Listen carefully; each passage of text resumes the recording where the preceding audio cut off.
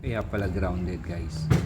Dahil yung utility box na metal ay kinalawang na.